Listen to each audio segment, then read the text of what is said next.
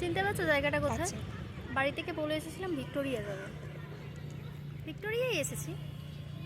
ভিক্টোরিয়ার পিছন দিক, সেই যে দূরে দেখতে পাচ্ছ কিনা আমি জানি না, অনেক দূরে। ও আমার তো আবার ফ্রন্টে জুম নেই, ভুলে গিয়েছিলাম, দেখতে পাবে না, দেখে লাভও নেই। কিন্তু আমরা এসেছি কার দৌলাতে? তুই ভিক্টোরিয়া নিয়ে গেলে ভিক্টোরিয়ার পেছন দিকে ঘোরাচ্ছিস আমাকে। দাঁত বার করে ঘুরছে।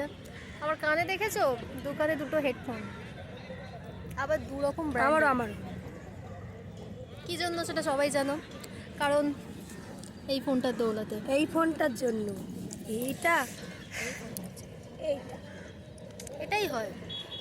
আমাদের ঘর থেকে বের হওয়ার কথা ছিল 11টা না 10টা, সেখান থেকে আমি 1 ঘন্টা পরে জানতে পারলাম আমরা বেরোবো 11টার সময় ফোন করলাম, সেখান থেকে জানতে পারলাম যে একটু রেস্ট নিয়ে বের হওয়া হবে 12টার সময় আমাদের কাছে কল এলো যে বের হচ্ছি, রেডি হচ্ছি।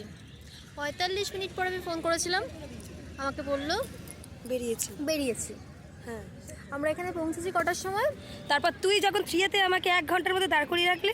ওটা ট্রাফিক জ্যামের জন্য 1 ঘন্টা লেট। না তুই ঘর থেকেই তখন বেরোচ্ছিস। আমাদের বাড়ি থেকে মেন রোডটা কতটা দূর তুই জানিস।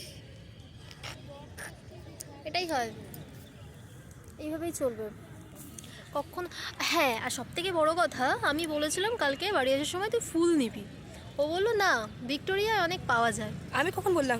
কালকে রাত্রিবেলা বলিসনি? বললাম যখন বাইরে থেকে নিয়ে নেবো। হ্যাঁ বলেছিলিস ভিক্টোরিয়ার সামনে অনেক পাওয়া যায়। ভিক্টোরিয়ার সামনে গেছিস, তুই পেছন থেকে ঘোরাচ্ছিস আমায়। ভিক্টোরিয়ার সামনে তো দূর, পিছন তো দূর, ভিক্টোরিয়া থেকে বহুত দূর, শুধু আমরা অনেক দূর থেকে এইটুকু সাইজের ভিক্টোরিয়া দেখতে পাচ্ছি। তুই যদি ভিক্টোরিয়ার পিছন থেকে আমাকে ঘোরাস, আমি তোকে ভিক্টোরিয়ার সামনে থেকে ফুলটা কোথা থেকে দেবো? কিচ্ছু হবে না, যাই হোক সাজগোজটা দেখে নাও। আমি তো বড্ড চিল্লালাম কি? চিৎকারই করে। টাটা।